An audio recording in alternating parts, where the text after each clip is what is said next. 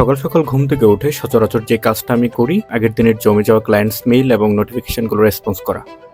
এটা শেষ করে আমি জিমের দিকে রওনা হলাম। আজকে আমার বেসিক্যালি অ্যাপস এবং লেগস ট্রেন করার কথা। তো ব্যাপার যেটা হয়েছে, কালকে জাহাঙ্গীরনগর বিশ্ববিদ্যালয় নিয়ে আপলোড করা যে আমার ভিডিওটা, সেটা বেশ ভালোই রেসপন্স পেয়েছে।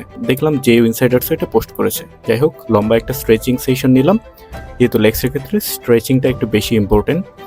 তো সাইক্লিং করে লম্বা একটা রানিং সেশন নিয়ে আজকের ওয়ার্কআউটটা শুরু করলাম।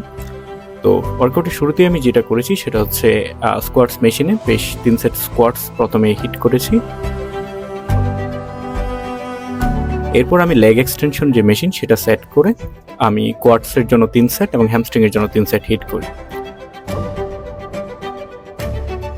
লোয়ার ব্যাকের জন্য হাইপার এক্সটেনশন এবং এরপর সরাসরি চলে যাই লেগ প্রেস মেশিনে। তো মডারেট ওয়েটে মোটামুটি ডিপে যাওয়ার চেষ্টা করছিলাম।